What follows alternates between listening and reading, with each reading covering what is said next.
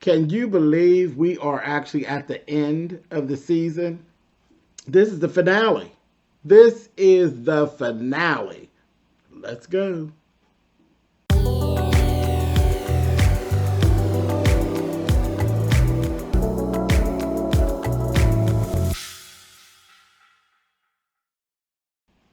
Hey guys, thanks so much for clicking on the video. This is my review for Real Housewives of Atlanta. This is season 14, episode 17. This is the season finale. We will be going into the reunion. And listen, it took us all these episodes, and we are finally here. Is there going to be a Sheba and Sheree show or no? We're going to see. Anyway, first things first, we wrapping the bow up on stuff. So Kenya, everything has worked out for Kenya Moore Hair Care. She is now in CVS. The girls actually came out to support her. It was really, really cute. While we were actually doing all that, we kind of figure out that daggone Drew. Drew comes in. Drew don't let nothing go. They celebrating Kenya. Drew's there. Sonya's there. Sheree's there. Candy shows up. Child. And that doggone Drew throws in there that, no, I'm sorry, Sheree wasn't there. Sheree wasn't there. But Drew threw in that Sheree ain't paid her. Sheree ain't paid her from that party. I said, girl, listen, from what they say about Sheree, I keep on mentioning it. It doesn't make a difference. It's just probably at this point, you're probably not going to get paid. And that's kind of all this too. Sheree got a lot on her plate, girl. Your party costs, I think, is kind of, I don't think she's going to pay you, girl. Anyway, but I don't know. Now, Sheree, that's kind of crazy. Like, first of all, you were trying to lowball her on the receipts and stuff, and then you look like you just ain't paid at all. You just said, the hell with it, I ain't paying at all. That ain't no good thing. I mean, especially when we started this season out with somebody talking about you don't pay, and you wrapped up the season like, well, girl, at least you were consistent. Anyway, moving on. Psh, done with it. Moving on. I guess that's the tight little bow to go on to it. Marlo and the boys go over to Ross and Sonya's. This was nice. Ross took the boys. Sonya was so excited for them to come, and it looked like the boys were really excited to be there and everything. Sonya and Marlo was doing some cooking and talking and all of that. And the boys, Sonya had them these jumpers made, like workerman jumpers with their names on them, really, really cute. And Ross took them out and was teaching them some stuff about cars, changing the tire, changing the oil, that kind of stuff, boy stuff. And it was really, really cute, really nice scene. And Marlo, but it all came to me in this episode. Marlo is really, I don't know if she's really stuck in her childhood trauma or if she's really doing it for the show. For some reason, I think she's actually stuck there. Like, I really believe that these things really do bother her. Things, when it comes to her mother, it just throws her all out of sorts. And I think that there's still hurt there. And I think that she really doesn't know exactly what to do with it. But she wants to wallow in it. And there's nobody willing to do it with her. Every time she's arguing with Candy, she's running out and she's using it as a play. Oh, no, you should feel bad for me because of, no, not really. No, not really. And I know it sounds harsh, but you were the foster child. It was your issues. It's no one else's issues. And at this place, 40, 50 years old, nobody has any patience for it. Nobody is giving allowances for it. When you were 10 and 12 and 13, yes. But at 40 and 50, no one's giving allowances for the fact that you were a foster child, you were thrown away, and that none of it. Nobody's accepting bull crap from you because this stuff happened in your childhood. It's either you get over it or you deal with it. But this jetting out at people and all of this kind of stuff, and that's your excuse. Ain't nobody going for that, Marlo. And it's gotten to a point where it's getting pathetic. Like, just watch it week to week. We're getting tired of hearing it. We're literally getting tired of hearing it. Like, it's not a good excuse to act like you act. You act terrible. But she talked to Sonya about her mother being in town and the bad blood between her and her mother. I was like, oh boy. what does this get ready to look like? You know what I mean? I was like, I don't know. Anyway, then we see Rawan and Tori meeting up with Sheree. And Sheree found a person in New York that is actually supposed to be producing 24 pieces for her for the show. Only 5 have actually been complete. She is basically scared of failing again. And listen, I don't even know.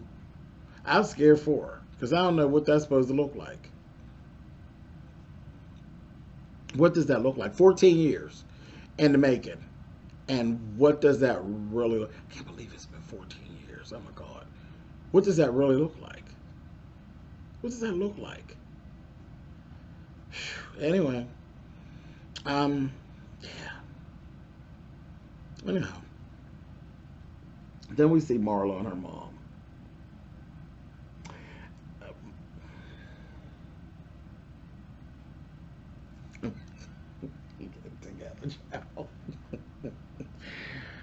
Oh, Marlo's mom, honey.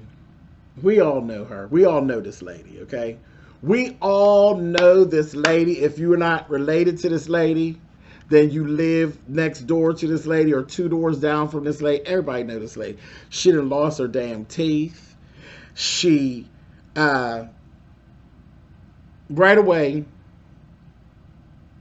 same old, same old. I picked up, Marlo wants to revisit the past. Her mother is not interested, okay? And this is the thing about people who have drug addictions and they've worked through drug addictions. They don't want to live. They're quick to, I don't live there no more. And they really don't want to linger in that space. They don't. It's just not good for them. It really isn't. It isn't good for them. But if they've traumatized you or made your life hard, I understand that it's like, but the only thing really, you really do yourself a favor just letting that go because they done moved past it. They didn't give a damn when they did it to you, and they really don't give a damn now. If they stole your TV, your VCR, your video camera, your earrings, your whatever it is they did to you, talk bad to you, lied to you, whatever it is they did, caused turmoil in your, they really don't give a damn. They don't.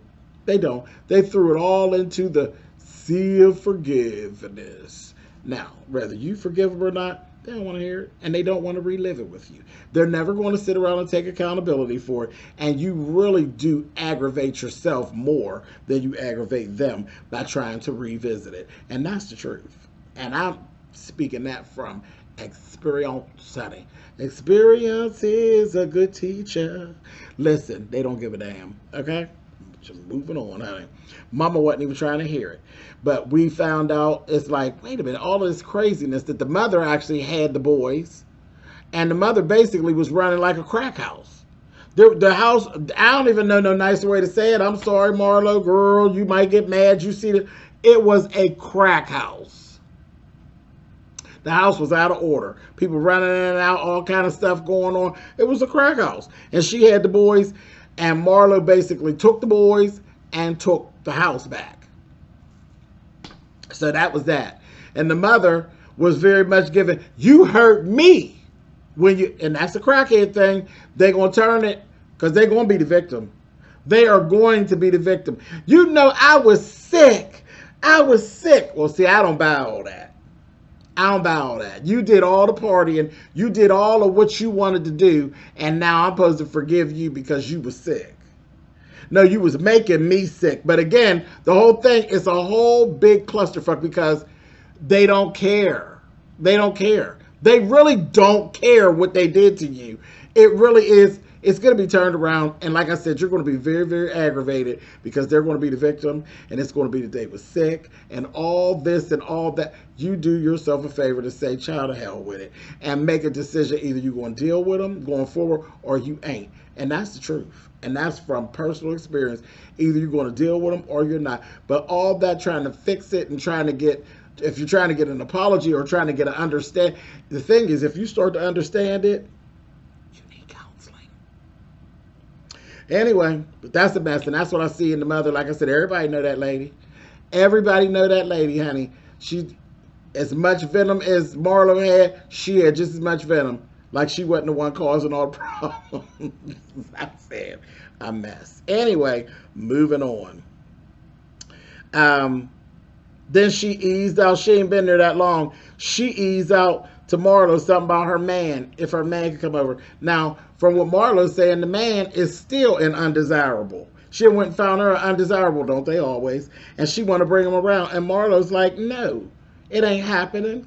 They got to argue. They was arguing like hell when Candy came in, and then Candy ended up meeting the mother. Candy was asking all these questions and stuff. But I just laughed at Candy because Candy said, meeting Marlo's mother, I started to understand a little bit more about what Marlo was saying, and it made me appreciate my mama even more. I said, oof. That was an old nasty piece of read, honey. I said, oh, okay. But I get it. I get it. Because, I mean, Mama Joyce do give Candy the blues at times. But, ain't nothing like having a crackhead as a mama. Ain't nothing like having a crackhead as a mama. I haven't had it, but I had to adopt some children that had a crackhead as a mama. And it's never ending. It's never ending, and it's a lot. It's a lot to take in. When it comes to living with a parent that is on crack, there's no one in the equation that has it as bad as the children. Because when you're young, someone who's caring for you, me, would hide it from you. They're spending their days and nights hiding it from you and trying to keep you from being hurt bad. But at some point, they're going to figure it out, what's going on. And, whether you tell them or the outside tells them, because the outside world is cold, and they don't care. The outside world loves to tell a secret. They love to bring you on board with what's really going on. And once the child figures it out, then they have to learn to live with it. And they are the ones, not the crackhead, not the person raising them. The child has to learn to deal with the shame. And that's the unfair part. Why do I have to live with the shame of what the hell you did? You on drugs, you out in the street acting any old kind of way, and then those children have to live with the shame of what you've done as they walk through life. Oh, child, your mother used to do this. Your mama used to do that. Your father used to do that. I can't even imagine. I can't even imagine. And I mean, I played Wonder Woman. I tried to deflect as many of those bullets as I could, but at some point they grow up. They grow up and they know what's being, they understand what a crackhead is. They understand what crackheads are, what's possible coming from a crackhead. And to know that, your parent is in that little realm. It's horrible. The person that catches it the worst is the people the offspring. In my opinion. And the parents as well. The parents, is bad for the parents, but the parents are grown. See, your parents are grown.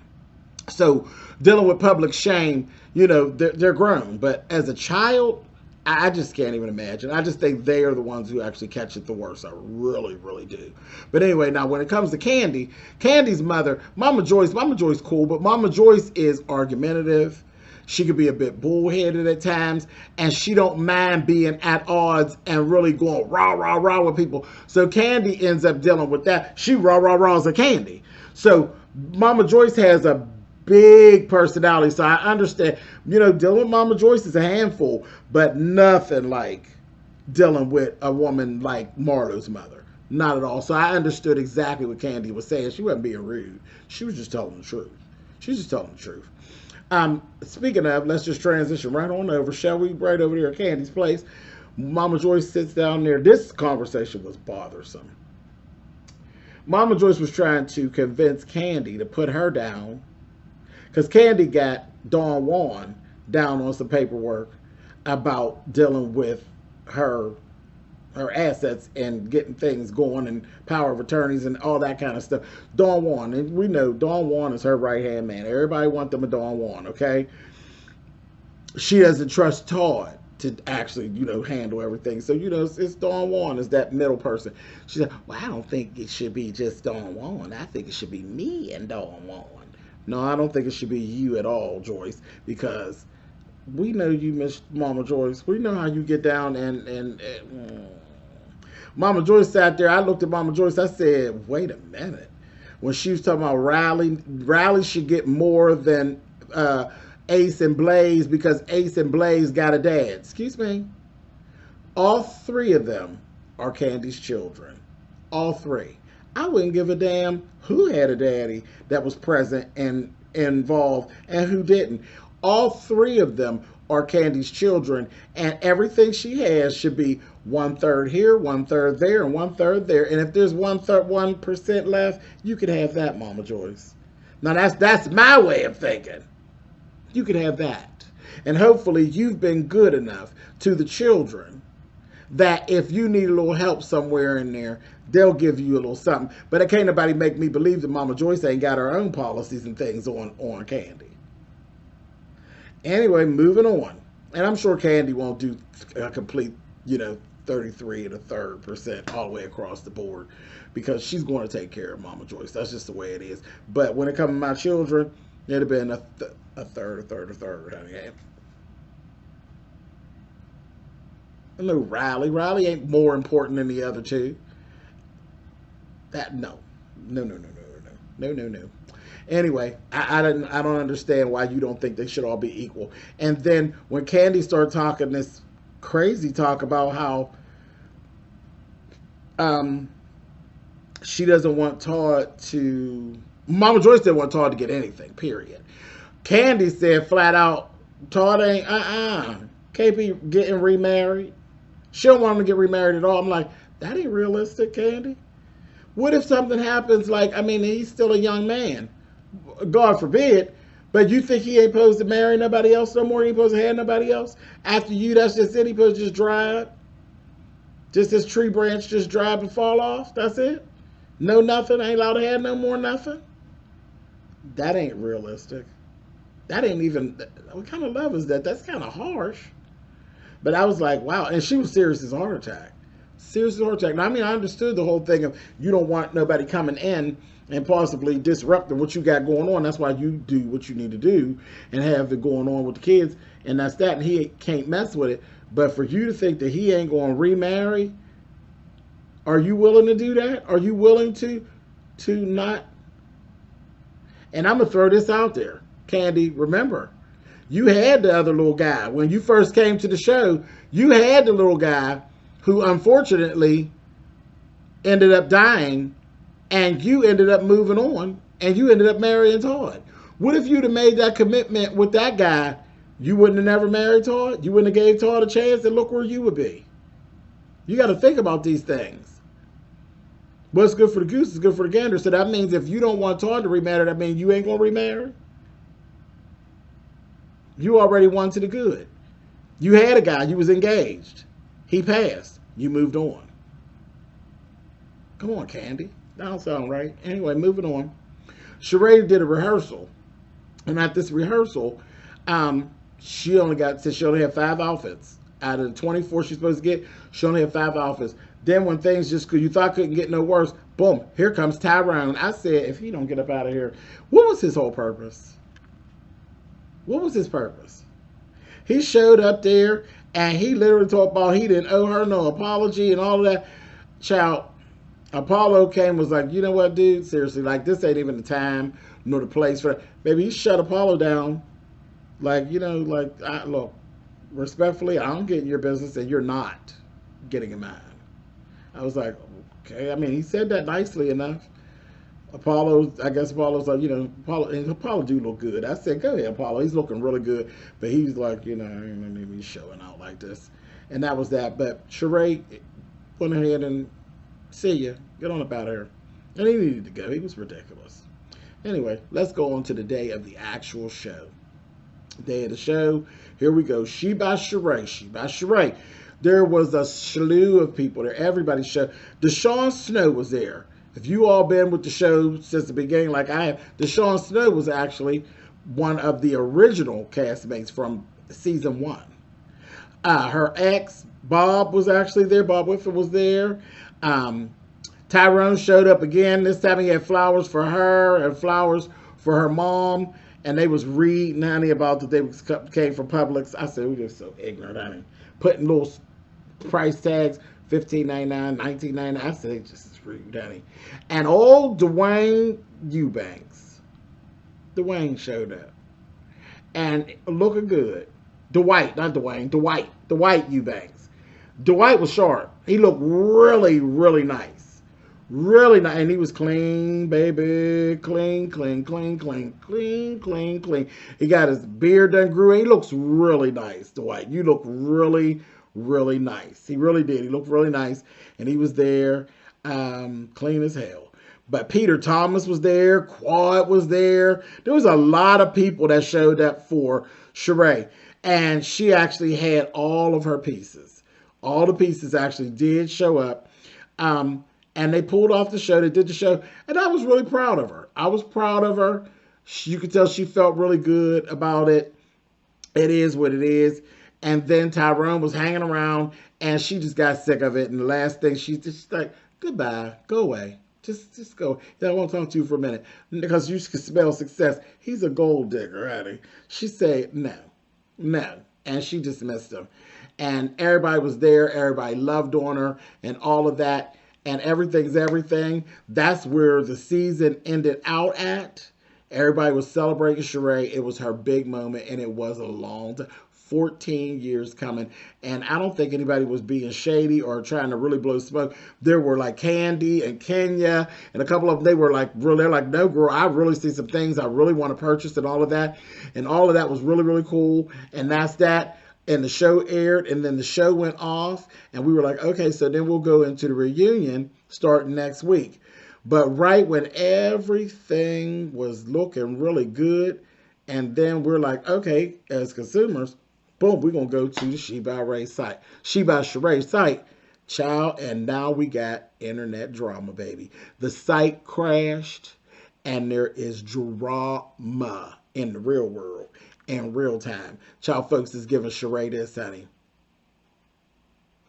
The designer, I think it's the designer in New York, who actually created all the pieces. So they created like 60 pieces within 1 week's time.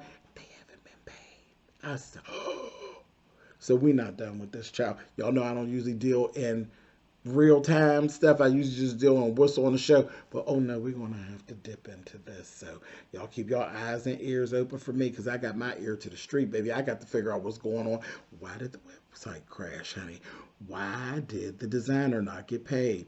Ooh, Miss Sheree, what is really going on, honey? Listen, I will see you all for the reunion. But, baby, I got my ear and my eye to the street. Later.